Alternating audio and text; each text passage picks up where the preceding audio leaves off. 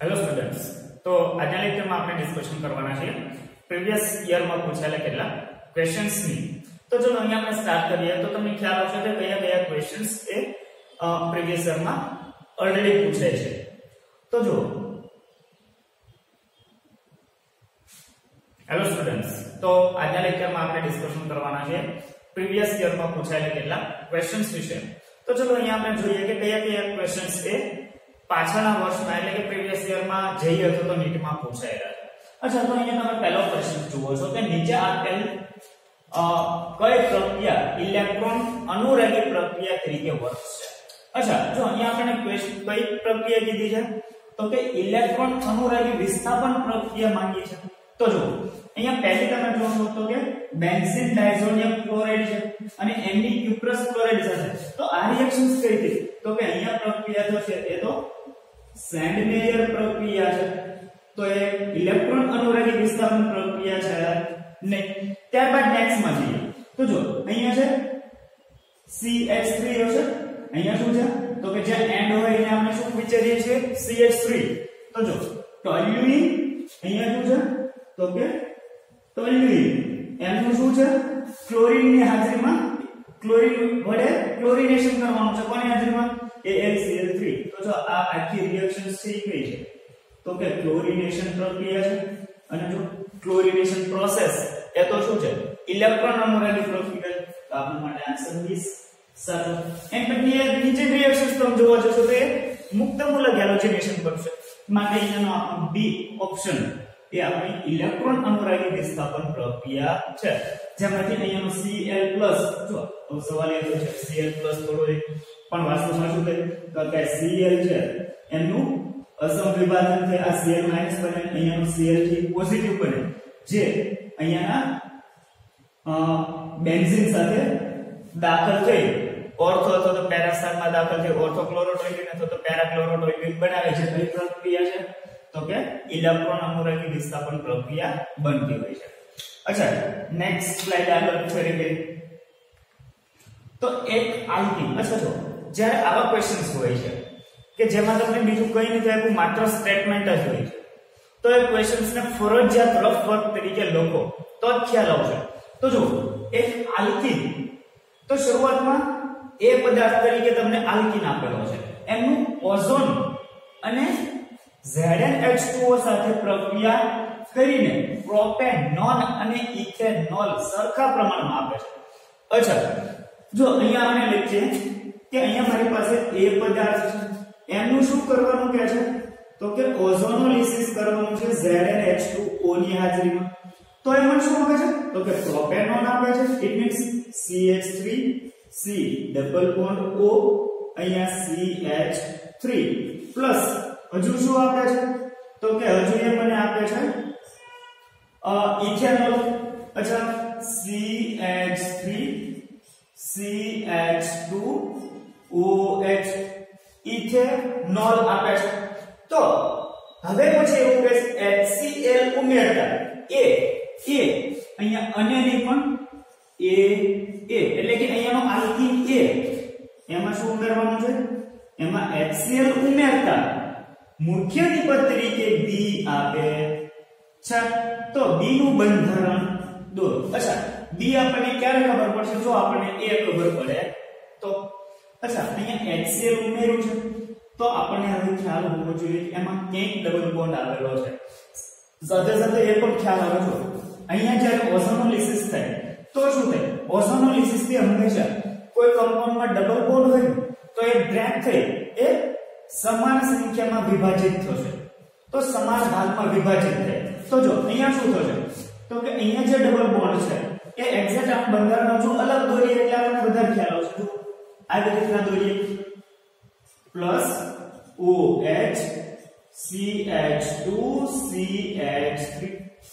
તો જો અહીંયા કેવું શું કરું તો કે અહીંયાનો બોન્ડ બ્રેક કરું, અહીંયાથી બોન્ડ બ્રેક કરું, અહીંયાથી શું દૂર કરું છું તો કે આ OH અને આમાંથી એક H। તો જો H2O આમાંથી કાઢીએ તો આ કાર્બનની બે વેલેન્સી છે, એટલે કે આનું બંધારણ આપણે દોરવું હોય તો આવી રીતના દોરી શકાય એ પદાર્થ તરીકે। જો CH3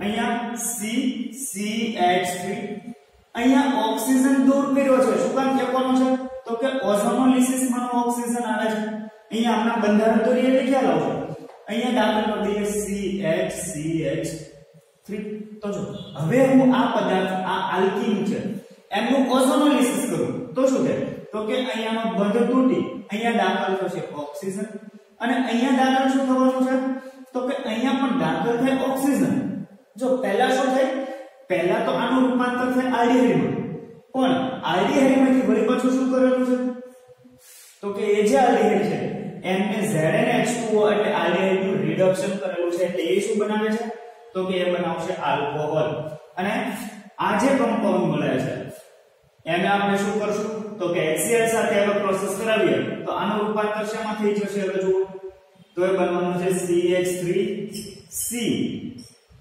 CH2 CH3 CH3 અહીંયા દાખલ થશે Cl તો ચલો એવું કમ્પાઉન્ડ કહીશું જો આન્સર C આ આપણા માટે કરેક્ટ આન્સર બનશે તો ખાસ ધ્યાન રાખો જ્યારે બી ઓઝોનોલિસિસ હોય ત્યારે હંમેશા એ શું બતાવશે તો કે જ્યાં આગળ ડબલ બોન્ડ છે એ ડબલ બોન્ડ નું વિભાજન કરશે અને બંને જગ્યાએ ઓક્સિજન દાખલ થશે તો જો અહીંયાથી CH3COCH3 કીટોન અને અહીંયાથી CH3CHO પહેલા આલ્ડીહાઇડ બનશે પણ નીચે આપેલું છે ZnH2O તો એ રિડક્શન કરતા છે એ આલ્ડીહાઇડ નું શેમાં રૂપાંતર કરી દે છે આલ્કોહોલ માં રૂપાંતર કરશે અહીંયા છે કીટોન અહીંયા છે આલ્કોહોલ તો આલ્કોહોલ પહેલા આપણને મળે છે આલ્ડીહાઇડ પણ એ શેમાં ફેરવે છે આલ્કોહોલ માં ફેરવશે જેથી આપણને ખબર પડી કે એ પદાર્થ એ કંઈક આવો આલ્કીન છે જેમાંથી આપણને ફાઇનલી બી પદાર્થ મળે છે અને માટે આપણને ખબર પડી કે આન્સર તરીકે સી ઓપ્શન આવશે તો જો આવા જેટલા ક્વેશ્ચન્સ છે એ હંમેશા તમે બોર્ડ વર્ક અથવા તો તમારું રફ વર્ક કરશો તો જ ખ્યાલ આવશે કે કઈ કઈ પ્રોસેસ થતી જોવા મળે અચ્છા નેક્સ્ટ માં આગળ લીધે ચલો એના જેવો હજુ એક બીજો ક્વેશ્ચન્સ છે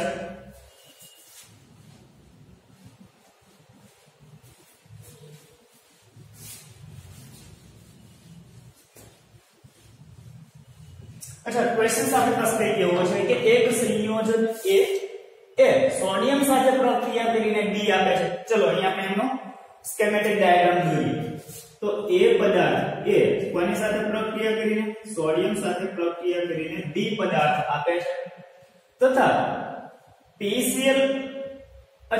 PCl સાથે C આપે છે જો આપની તમે PCl5 સાથે પ્રક્રિયા કરશો તો એ પદાર્થ C આપે છે હવે B અને C બંને એકી સાથે પ્રક્રિયા કરી અને ડાઇઇથાઇલ ઈથર આપે ઇટ મીન્સ આવું થશે C+D એ આપણને શું આપે છે ડાઇઇથાઇલ ઈથર CH3 CH2O CH3 અચ્છા આવું આપે છે તો A B અને C શું બનશે અચ્છા જો અહીંયા ડાઇઇથાઇલ ઈથર મળે છે એનો મતલબ એવો થશે કે જો હું આનું વિભાજન કરું તો મને શું મળે જો આવું મળે એટલે કે મને કોઈ એક પદાર્થ તરીકે આવું હશે CH3CH2O અને D સોરી અહીંયા છે B અને C B plus C તો C પદાર્થ તરીકે આવો હશે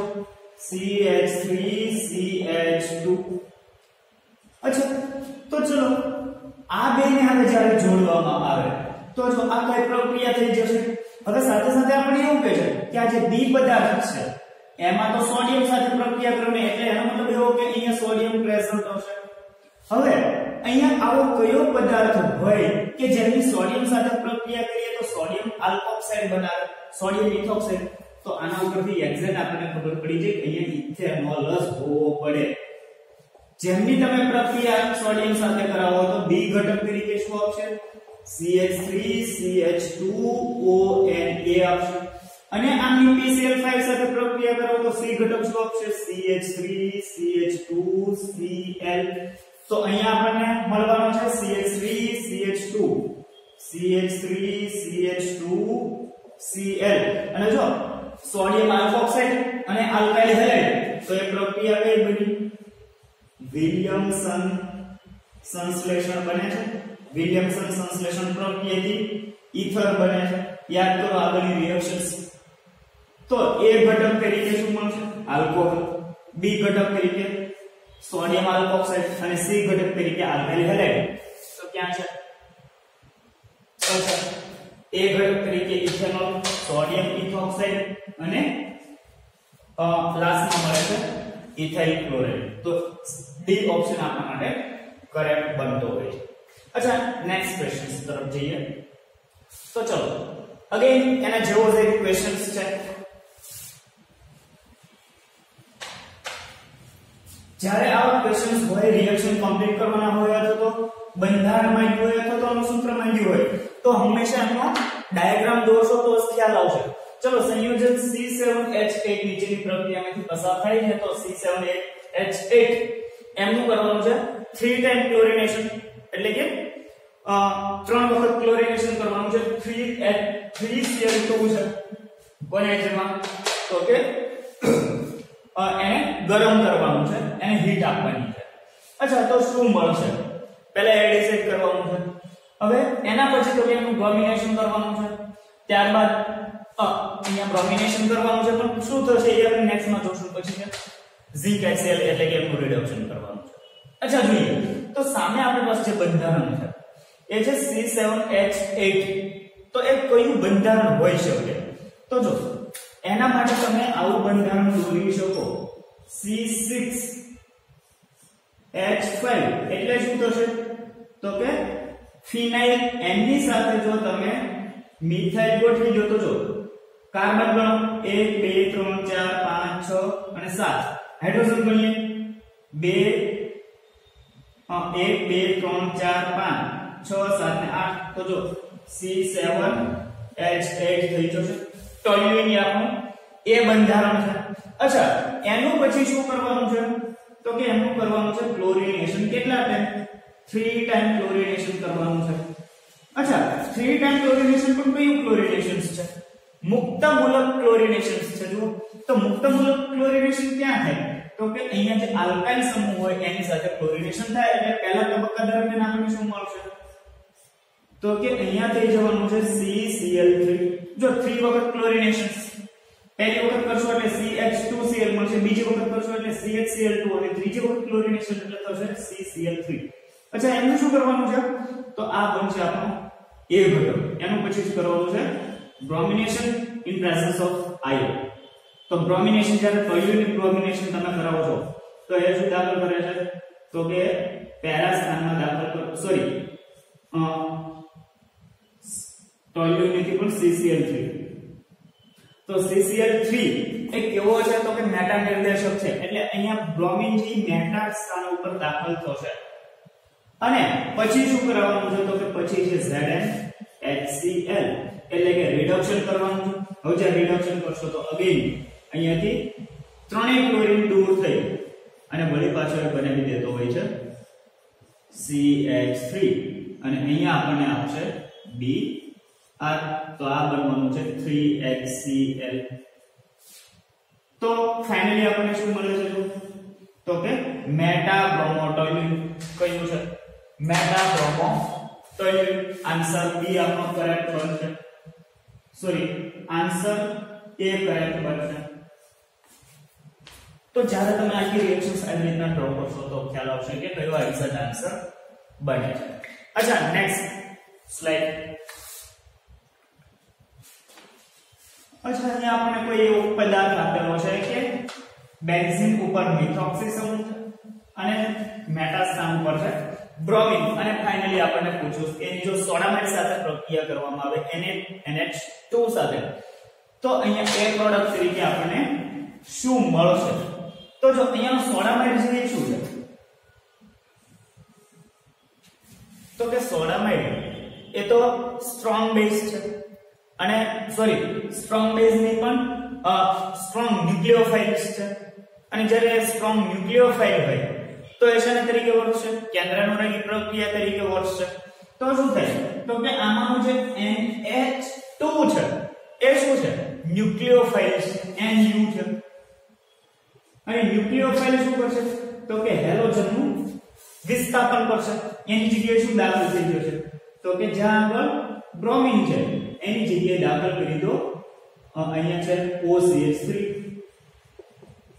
અને અહીંયા દાખલ થશે NH2 તો એ ઘટક તરીકે આપણને આ કમ્પાઉન્ડ મળશે અને પ્રોસેસ કઈ બની તો કે ન્યુક્લિયોફિલિક એટલે કે કેન્દ્રાનુરાગી વિસ્થાપન પ્રક્રિયા. ચલો જોઈએ ઓપ્શનમાં. અચ્છા લાસ્ટ ઓપ્શન જો NH2 અને વિસ્થાપન પ્રક્રિયા જોવા મળે છે તો આપણો ડી આન્સર કરેક્ટ બનશે. અચ્છા નેક્સ્ટ ક્વેશ્ચન.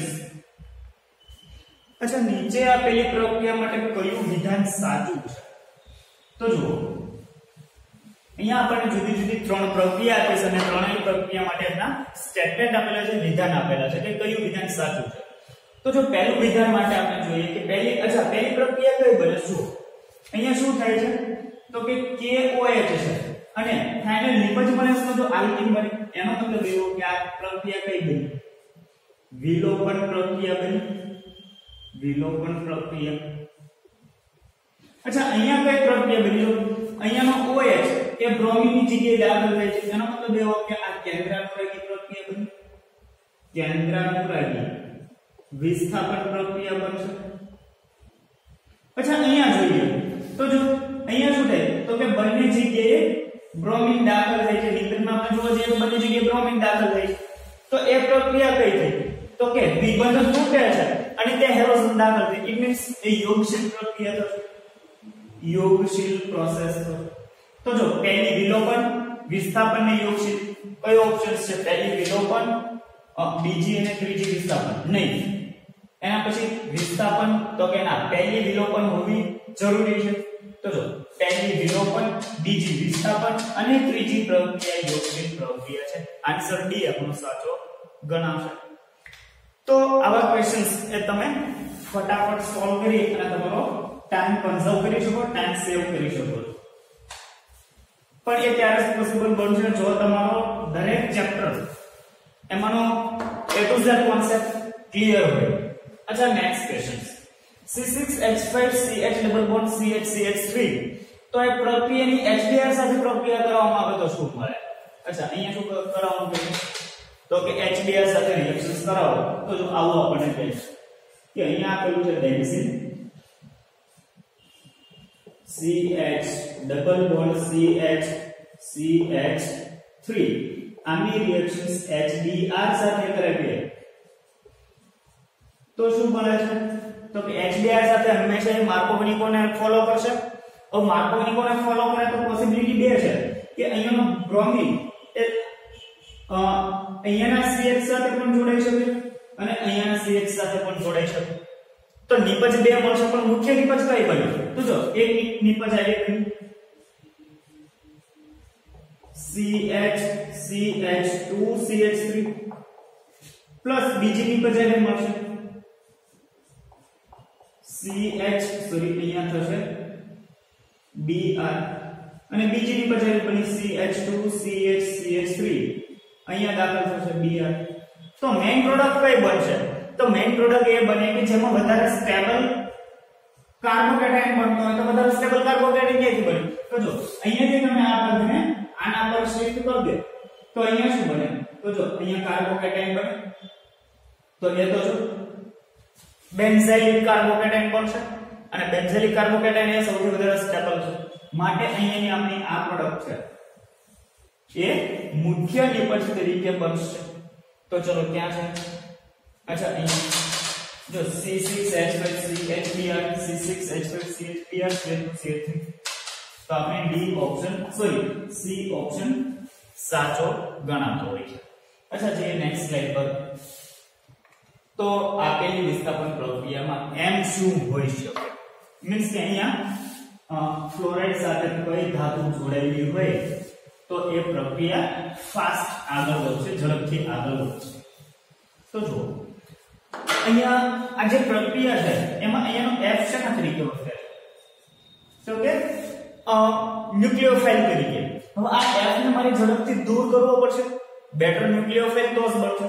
હવે એ F એ ઝડપથી ક્યારે દૂર થાય તો કે જો ધન આયન એટલે કે મેટલ અને અહીંયાનો ફ્લોરિન એમની વચ્ચેનો બોન્ડ જો નબળો હોય અથવા તો એની બંધ લંબાઈ જો વધારે હોય તો અહીંયાનો ફ્લોરિન એ ઈઝીલી દૂર થઈ શકે. અને બેટર ન્યુક્લિયોફાઇલ તરીકે વર્તી શકે. તો અહીંયા જેટલા તમને ઓપ્શન્સ આપેલા છે એ બધા એક જ સમૂહના છે. જો lithium, sodium, potassium, rubidium, caesium. તો જો ઉપરથી નીચે તરફ જઈએ છીએ કદ શું થાય છે? વધશે. તો જો સીઝિયમ રૂબિડિયમ નું કદ છે એ સૌથી મોટું છે એટલે એમાં બંધ લંબાઈ કેવી હશે? તો કે વધારે હોવાની. એટલે ઓટોમેટિક ખ્યાલ આવશે કે રૂબિડિયમ અને ફ્લોરિન વચ્ચેની બંધ લંબાઈ વધારે છે તો ફ્લોરિન ઇઝીલી રિમૂવ થઈ શકશે અને સારું ન્યુક્લિયોફાઇલ તરીકે વર્તી શકે. તો અહીંયા થશે આન્સર સી. અચ્છા, નેક્સ્ટ માં CH3CH2CH2Br એની સોડિયમ સાયનાઇડ સાથે પ્રક્રિયા કરો તો નિપજ તરીકે આવી પ્રક્રિયા મળે છે. તો આ પ્રક્રિયા કઈ પ્રક્રિયા બને? તો ઓટોમેટિક તમને ખ્યાલ આવ્યો હશે કે આ પ્રક્રિયા કેન્દ્રાનુરાગી વિસ્થાપન પ્રક્રિયા છે. તો અહીંયા શું હોઈ શકે એવું આપણને પૂછે છે કે કોની હાજરીમાં આ પ્રક્રિયા ઝડપથી આગળ. તો જો અહીંયા થોડું ધ્યાન આપશો તો તમને ખ્યાલ આવશે કે આ SN1 પ્રક્રિયા ન્યુક્લિયોફાઇલ એટલે કે કેન્દ્રાનુરાગી પ્રક્રિયા છે. પણ SN1 છે કે SN2 છે? તો જો આ પ્રક્રિયા SN2 બને. શું કામ? અહીંયા તમે જોશો તો પ્રાઇમરી આલ્કાઇલ હેલાઇડ છે અને SN1 પ્રક્રિયા એ તો ટર્શરી આલ્કાઇલ હેલાઇડ સાથે ઝડપથી આવે. પણ અહીંયા પ્રાઇમરી આલ્કાઇલ હેલાઇડ છે એનો મતલબ એવો હતો કે એ કેવો છે? SN2 પ્રક્રિયા આપશે. અને SN2 પ્રક્રિયા કયા દ્રાવકમાં વધારે આપે? તો કે ધ્રુવીય અપ્રોટીક દ્રાવકમાં. તો આમાંથી જો આલ્કોહોલ ધ્રુવીય પ્રોટીક, અહીંયા ધ્રુવીય પ્રોટીક, પાણી ધ્રુવીય પ્રોટીક. અહીંયાનો જે DMF છે ડાયમિથાઇલ ફોર્મેમાઇડ એ ધ્રુવીય અપ્રોટીક દ્રાવક છે અને આપણને ખબર છે કે SN2 પ્રક્રિયા એ હંમેશા ધ્રુવીય અપ્રોટીક દ્રાવકમાં થાય છે. માટે આપણા માટે આન્સર બનશે સી. તો જો દરેકે દરેક રિએક્શન્સ નો દરેક ફંડા અથવા તો દરેકે દરેક લીટી તમને ખ્યાલ હોવી જોઈએ તો જ ખ્યાલ આવશે ઝડપથી કે ક્વેશ્ચન્સ કેમ ફટાફટ સોલ્વ કરી દેવો. અચ્છા, નેક્સ્ટ માં આગળ વધીએ.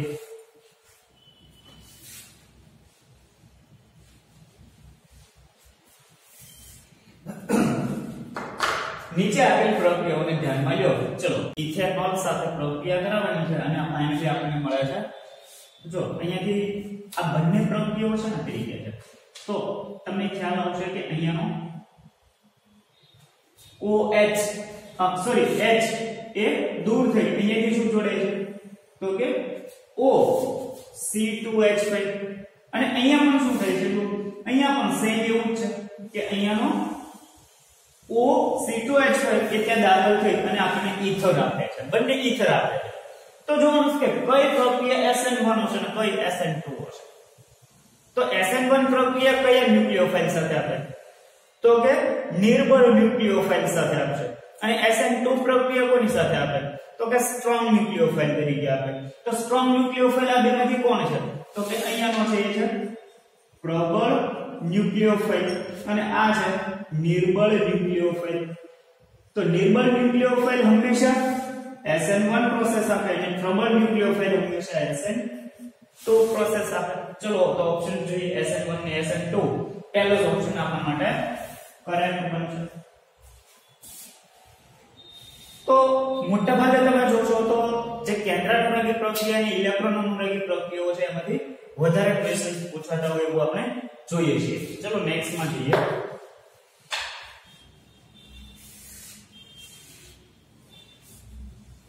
અચ્છા, નીચે આપેલી પ્રક્રિયામાં મુખ્ય નિપજ શું બનશે? તો એ જણાવો. અચ્છા, અહીંયા આપણી પાસે કોઈ એક આપેલું છે હેલો આલ્કેન અને એમાં કોની સાથે પ્રોસેસ કરવાની છે? તો કે સોડિયમ ઇથોક્સાઇડ સાથે પ્લસ હીટ છે. તો કે બેઝ છે પ્લસ ગરમી છે. અહીંયા શું છે? તો કે બેઝ વત્તા હીટ અને જ્યારે બેઝ વત્તા હીટ હોય તો એ વિલોપન પ્રક્રિયા બની જાય છે.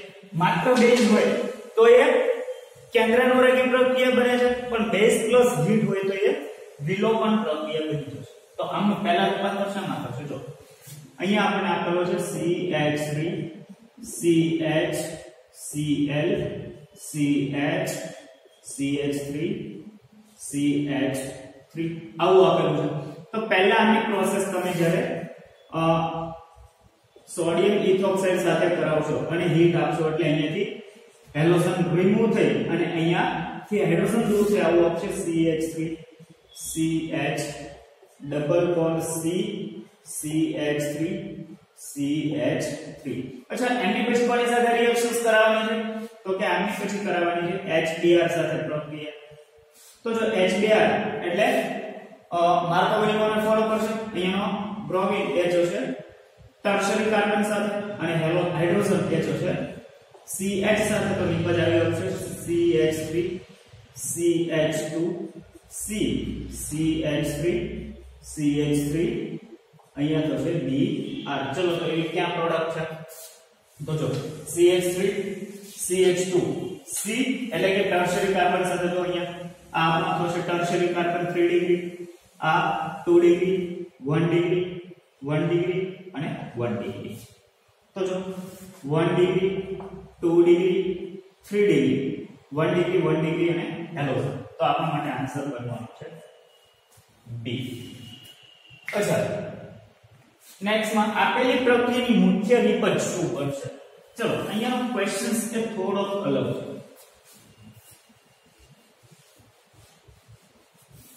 તો પહેલા તમને આપેલું છે એક આલ્કીન એટલે કે પ્રોપીન આવું આપ્યું છે CH3 CH double bond CH એમની પ્રક્રિયા કરાવવાની છે DCl તો જો HCl નથી DCl છે હાઇડ્રોજન ની જગ્યાએ એમનો સમસ્થાનિક વાપરેલો છે ડ્યુટેરિયમ તો આપણે ખબર છે હાઇડ્રોજન કરતા એ વધારે એક્ટિવ છે તો એ હાઇડ્રોજન નો રિપ્લેસ કરવા હાઇડ્રોજન ને દૂર કરવા કેપેબલ તો જો અહીંયા DCl છે તો એ પહેલા શું બનાવે CH3 CH CH2 અહીંયાનો ક્લોરીન એ દાખલ થશે CH સાથે અને ડ્યુટેરિયમ દાખલ થશે CH2 સાથે તો આવું મળ્યું અચ્છા જો એની પ્રક્રિયા આગળ વધારવાની છે ડ્યુટેરિયમ આયોડાઇડ સાથે તો અગેન અહીંયાનો ડ્યુટેરિયમ કે આપણે વાત કરી હાઇડ્રોજન કરતા સ્ટ્રોંગ હોવાથી એ હાઇડ્રોજનને દૂર કરશે અને ત્યાં દાખલ થઈ જશે સોરી અહીંયાનો આયોડિન એ શું કરશે તો કે આયોડિન એ દાખલ થવાનો છે દ્વિતીય કાર્બન સાથે એટલે થશે CH3 અહીંયાથી હાઇડ્રોજન દૂર થશે Cl અહીંયાથી CH2 હતો એક હાઇડ્રોજન ને ડ્યુટેરિયમ રિમૂવ કરી બનાવશે D2 જો એક ડ્યુટેરિયમ હતો બીજો ડ્યુટેરિયમ દાખલ થશે એટલે આવું કમ્પાઉન્ડ બનાવશે જો CH3 ClCl CHD2 ક્યાં છે અચ્છા આન્સર C ઓલરેડી સાચો છે જો ત્યાં આગળ ટિક કરેલો છે તો પહેલી પ્રક્રિયા માટે આન્સર બનશે C અચ્છા નીચેનામાંથી કયું સંયોજન સિલ્વર નાઇટ્રેટના દ્રાવણ સાથે અવક્ષેપ આપશે અચ્છા સિલ્વર નાઇટ્રેટના દ્રાવણ સાથે કોણ અવક્ષેપ આપી શકે તો કે આમાંથી આપણે જોતા જઈએ બધા જ આલ્કાઇલ હેલાઇડ છે તો બધા જ આલ્કાઇલ હેલાઇડ હોવાથી હવે એ ડિસિઝન આપણે લેશું કે સિલ્વર નાઇટ્રેટ સાથે પ્રક્રિયા આપે તો એ પ્રક્રિયા કેવી જો આવી પ્રોસેસ થશે અહીંયા આપણે માનીએ કે કોઈ આલ્કાઇલ હેલાઇડ છે એક્ઝામ્પલ લઈ લઈએ CH3 CH2 Cl અહીંયા હજુ થોડું અઘરું એક્ઝામ્પલ લઈ લઈએ CH3 CH3 અહીંયા છે Cl એમની સિલ્વર નાઇટ્રેટ સાથે પ્રક્રિયા કરો છો AgNO3 તો પહેલા શું થશે તો કે અહીંયા સિલ્વર સાથે ક્લોરીન જોડે આને શું બનાવે છે તો કે CH3 CH2 CH3 CH3 અને કાર્બોકેટાયન ફોર્મ કરશે અને પહેલા બનાવશે AgCl અહીંયા બધું છે NO3- તો જો આ NO3- છે પછી કાર્બોકેટાયન પર એટેક કરી અને આપણે શું બનાવશે તો કે નાઇટ્રેટ કમ્પાઉન્ડ આપશે હવે ધ્યાન આપો કે પહેલા શું બને છે તો કે કાર્બોકેટાયન અને આપણે વાત કરી કે જ્યાં કોઈ કાર્બોકેટાયન બનતો હોય તો હંમેશા જે સ્ટેબલ કાર્બોકેટાયન હોય એ સૌથી વધારે ઝડપી પ્રોસેસ આપશે તો ચલો આ ચારે ઓપ્શનમાંથી સ્ટેબલ કાર્બોકેટાયન કયો છે તો જો અહીંયા છે ટર્શરી કાર્બોકેટાયન બનશે જો 3 ડિગ્રી કાર્બોકેટાયન અહીંયા કયો કાર્બોકેટાયન બનશે તો કે વિનાઇલિક પણ અહીંયા તમે જોશો તો રેઝોનન્સ પોસિબલ થઈ શકે કારણ કે અહીંયાનો બોન્ડ છે અહીંયા શિફ્ટ થઈ શકે એટલે આ હાઇડ્રોજન ને દૂર કરવો એ મુશ્કેલ છે અહીંયા તો કે અહીંયા કોઈ કાર્બોકેટાયન બનવાનો જ નથી સપોઝ બનશે તો ભી 1 ડિગ્રી છે અહીંયા પણ 1 ડિગ્રી બનતો હોય છે. તો જો સૌથી સ્ટેબલ કાર્બોકેટાયન કયો છે 3 ડિગ્રી. તો 3 ડિગ્રી કાર્બોકેટાયન એટલે કે સ્થાયી કાર્બોકેટાયન સાથે સિલ્વર નાઇટ્રેટ પ્રોસેસ કરી સિલ્વર ક્લોરાઇડ બનાવશે અને એ આપણને અવક્ષેપ આપતો જોવા મળશે. તો એના માટે આન્સર આવશે A. તો જ્યારે આવા ક્વેશ્ચન્સ છે તો એ ક્વેશ્ચન્સ ને પહેલા વ્યવસ્થિત રીતે રીડ કરો અને પછી એ ક્વેશ્ચન્સ નો સાચો આન્સર શું આવશે એના તરફ આગળ વધો. અને આ બધું તમે ત્યારે જ કરી શકશો જ્યારે તમારી પાસે બધી જ પ્રક્રિયાઓ વ્યવસ્થિત રીતે ક્લિયર કટ છે અને મેક્સિમમ પ્રેક્ટિસ કરશો તો જ આ ખ્યાલ આવશે. અચ્છા, નેક્સ્ટ ક્વેશ્ચન્સ માટે નીચે આપેલા સંયોજનનું IUPAC નામકરણ કરો. તો IUPAC નામકરણ માટે તો હવે તમને ખ્યાલ જ છે. તો અહીંયા આપણે જોવા જઈએ તો NO ગ્રુપ NO2 ગ્રુપ એ આપણું ફંક્શનલ ગ્રુપ ગણવું પડશે.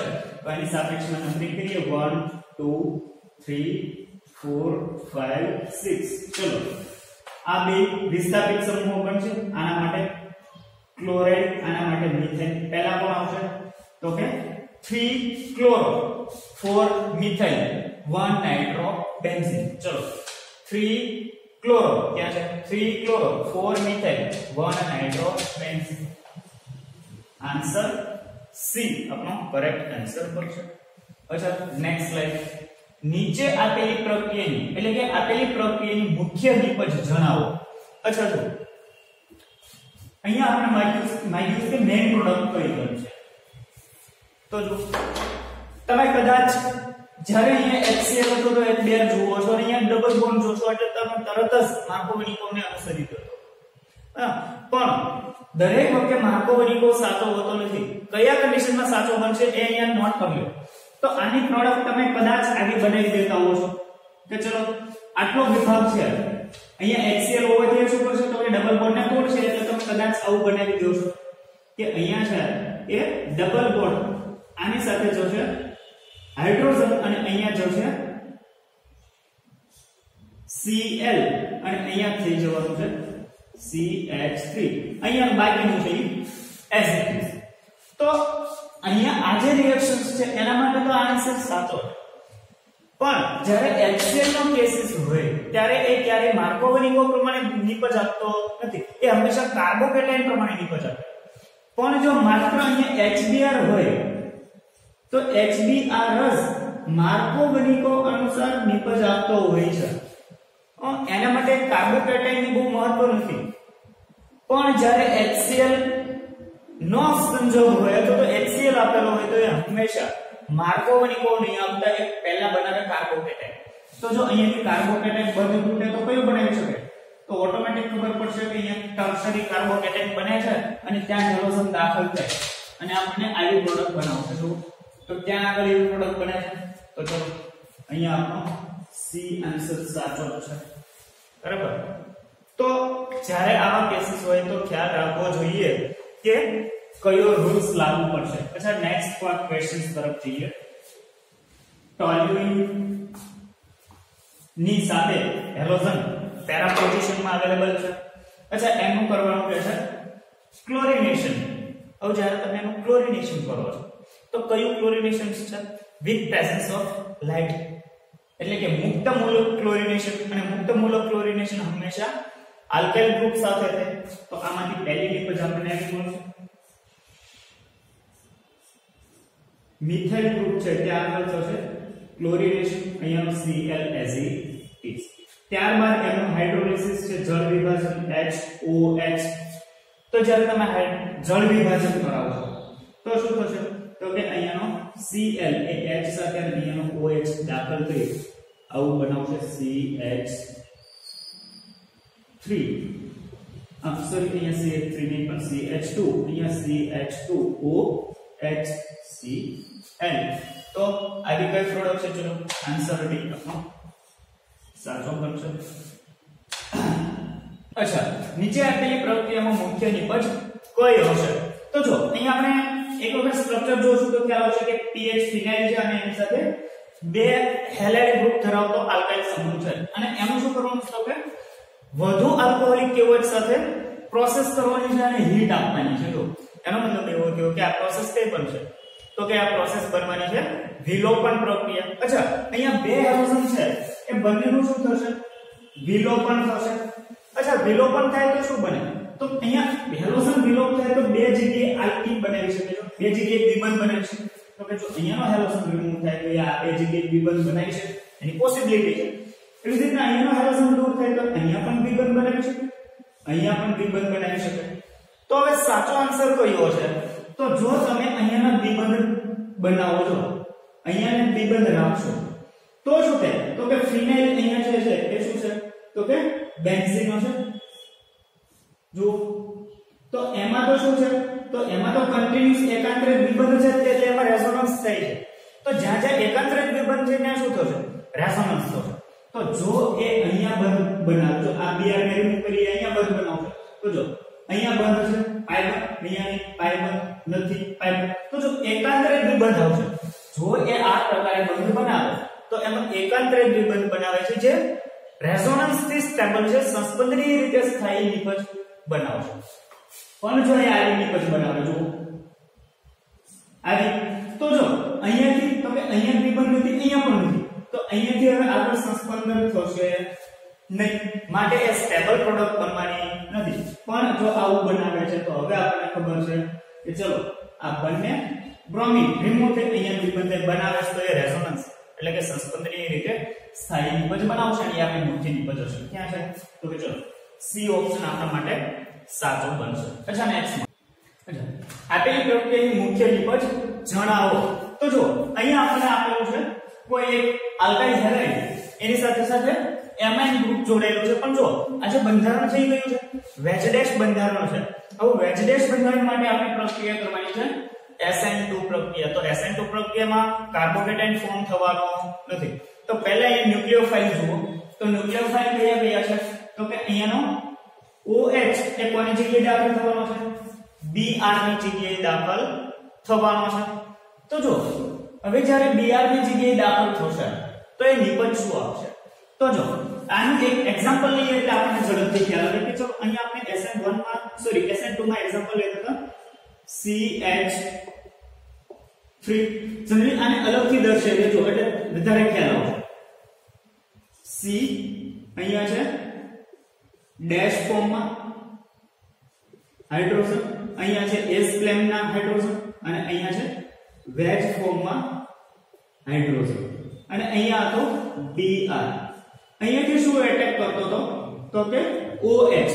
તો હવે જ્યારે આ OH એટેક કરે છે તો જો આ બાજુથી તમે જોવા જશો, હું અત્યારે આ બાજુથી જોઉં છું તો અહીંયાનો મારો H એ ક્યાં છે? તો કે બોન્ડની અંદરની દિશામાં છે અને હાઇડ્રોજન એ બોન્ડની બહારની દિશામાં અને એ સીધી લીટીમાં જોડાયેલો હાઇડ્રોજન એ એક્ઝેક્ટ સ્ટ્રેટ લાઈનમાં છે. તો હવે આ જ્યારે OH અહીંયા દાખલ થશે તો શું કરે છે? તો હવે આપણને ખબર છે કે આનું શું થઈ જાય છે? ઇન્વર્ઝન. એટલે આવું મળે છે OH અહીંયા C અહીંયા તો કે જે ડેશ ફોર્મ થી હાઇડ્રોજન હતો એ હવે થઈ જવાનો છે વેજ ફોર્મમાં અને જે વેજ ફોર્મમાં હાઇડ્રોજન હતો એ થઈ જવાનો છે હવે ડેશ ફોર્મમાં. જો આ બાજુથી અવલોકન કરો તો શું જોવા મળે છે? તો કે અહીંયાનો જે ઓલી બાજુથી જોતા જે હાઇડ્રોજન અંદરની બાજુએ હતો એ હવે ક્યાં જોવા મળે છે? તો કે બહારની બાજુએ જોવા મળશે. સેમ અહીંયા પણ તમે જુઓ, ચલો અહીંયા જે NH2 ગ્રુપ છે એ અત્યારે ક્યાં છે? ડેશ ફોર્મમાં એટલે કે બોન્ડના સમતલની અંદરની બાજુએ. પણ હવે જ્યારે ન્યુક્લિયોફાઇલ એ ક્યાંથી એટેક કરશે? તો કે આની બીજી બાજુથી એટેક કરશે ત્યારે આનું શું થઈ જશે? ઇન્વર્સ. એટલે આ ક્યાં કઈ બાજુ થશે? બહારની બાજુ એટલે કે વેજ ફોર્મમાં આવશે. તો જો અહીંયાનું જે વેજ ફોર્મ છે એ બદલાવાનું નથી, ન્યુક્લિયોફાઇલ બદલાવાનો નથી, માત્ર બદલાઈ જશે તો કે એની સાથે જોડાયેલા આલ્કાઇલ સમૂહ બદલાશે, એનું ઇન્વર્ઝન થઈ જશે. વેજ હશે તો ડેશ બનશે, ડેશ હશે તો વેજ ફોર્મ બનશે. તો જો માત્ર શું થશે? તો કે Br છે એની જગ્યાએ OH આવશે અને જે NH2 ડેશ ફોર્મમાં છે એ વેજ ફોર્મમાં બની જશે અને ઇન્વર્ઝન થઈ જવાનું છે. ચલો તો કયું બંધારણ આવશે? અચ્છા, અહીંયાનું બંધારણ જુઓ, આન્સર સી. આનું શું થઈ જશે? ઇન્વર્ઝન. એટલે કે ઇન્વર્ઝન એટલે આ થઈ જશે તો આ જે ડેશ ફોર્મમાં છે વેજ ફોર્મમાં આવી જશે અને OH એઝ ઇટ ઇઝ. તો આવા ક્વેશ્ચન્સ હોય તો થોડું ઇમેજિનેશન કરવું જરૂરી બનતું હોય છે. અચ્છા, નેક્સ્ટ ક્વેશ્ચન્સ. આપેલામાંથી કોણ સૌથી સહેલાઈથી ડિહાઇડ્રોહેલોજિનેશન નિપજ આપશે? ઓકે, ચલો. ડિહાઇડ્રોહેલોજિનેશન એટલે કે એમાંથી હાઇડ્રોજન દૂર થાય છે અને હેલોજન દૂર થાય છે. અચ્છા, સૌથી વધારે સહેલાઈથી કોનામાંથી રિમૂવ થશે? જુઓ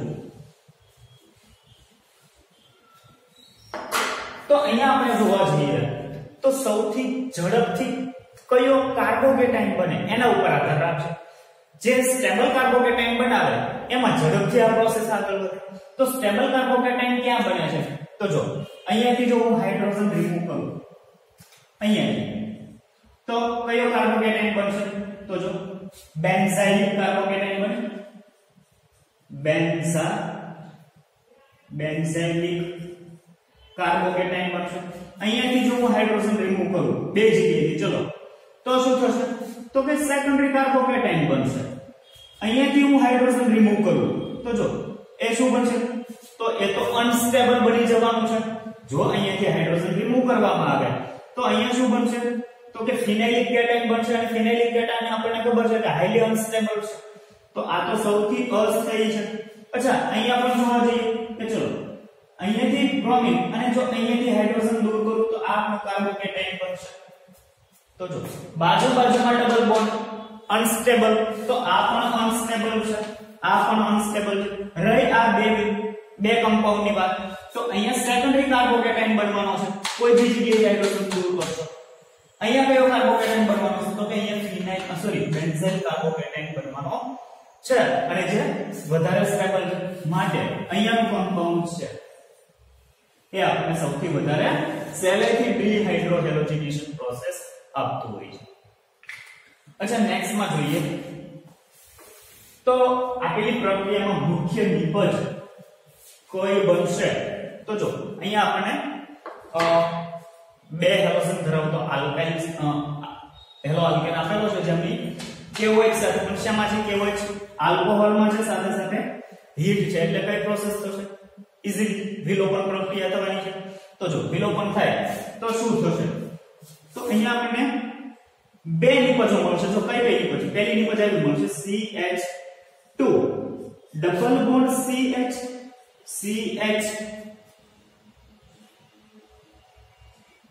અહીંયા થશે CH2 CH3 2 4 6 2 4 6. ઓકે, તો અહીંયાથી શું કર્યું છે મેં? તો કે હેલોજનને દૂર કર્યો અને આમાંથી હાઇડ્રોજનને દૂર કર્યો છે. તો આમની વચ્ચે ડબલ બોન્ડ બનાવ્યો એક અહીંયા. બીજો તો કે અહીંયાથી હેલોજન અને આમની વચ્ચે ડબલ બોન્ડ બનાવ્યો છે. તો એક પ્રોડક્ટ એવું બનશે, પણ એ સ્ટેબલ છે કે નહીં એ આપણે પછી જોઈએ. બીજી પ્રોડક્ટ એવું બનશે. ચલો હવે તો કે આ હેલોજનને અહીંયા ડબલ બોન્ડ બનાવું છું. તો હેલોજન અહીંયા હાઇડ્રોજન, તો આવી નિપજ મળશે CH3 CH double bond CH, એના પછી અગેન CH. જો અહીંયા શું થાય છે? તો કે અહીંયાથી H દૂર થઈ. હવે આ હેલોજનને દૂર કરી આના પરથી હાઇડ્રોજનને દૂર થઈ. તો આવું બનશે ડબલ બોન્ડ CH2 4. ઓકે, તો મુખ્યત્વે આ બે નિપજો મળશે. બેમાંથી હાઈલી સ્ટેબલ કઈ વધારે કઈ નિપજ બનશે? તો ઝેડસેવ રૂલ્સ યાદ કરો. ઝેડસેવ એને શું કીધું હતું? તો કે જ્યારે આલ્કાઇલ કાર્બનની દ્વિબંધ ધરાવતા કાર્બનની બંને બાજુ જેટલા આલ્કાઇલ સમૂહ વધારે એટલી નિપજ વધારે સ્ટેબલ. અથવા તો બીજો રૂલ્સ આપણે એવો પણ વાત કરી હતી કે જે દ્વિબંધથી જોડાયેલા કાર્બનની બાજુમાં જો આલ્ફા કાર્બન વધારે તો એ નિપજ વધારે સ્ટેબલ. તો જો અહીંયા દ્વિબંધ ધરાવતો કાર્બન એની બાજુમાં એક પણ આલ્ફા કાર્બન નથી. અહીંયા તો કે એક આલ્ફા કાર્બન, આના માટે એક આલ્ફા કાર્બન, આના માટે બે આલ્ફા કાર્બન. એની સાપેક્ષમાં અહીંયા આ કાર્બન માટે 3 આલ્ફા કાર્બન, અહીંયાનો જે કાર્બન છે એના માટે એક આલ્ફા કાર્બન, અહીંયાના કાર્બન માટે એક આલ્ફા કાર્બન, અહીંયાના કાર્બન માટે 3 આલ્ફા કાર્બન. જુઓ તો વધારે સ્ટેબલ કઈ છે? અહીંયાની નિપજ વધારે સ્ટેબલ છે. તો ચલો CH3 CH double bond CH, CH3 CH ક્યાં છે? CH3 યસ અહીંયા આવશે. જો પહેલો option CH3 CH double bond CH CH double bond CH CH3, તો આ નિપજ આપણી સ્ટેબલ પ્રોડક્ટ અથવા તો મેઇન પ્રોડક્ટ બનશે. अच्छा तो આપણે જે કઈ જેક્સર રૂલ્સ કે જેટલા નિયમો શીખ્યા એ બધા નિયમો પણ ક્યારે એપ્લાય કરવા એ આપણને ખ્યાલ હોવો જરૂરી છે।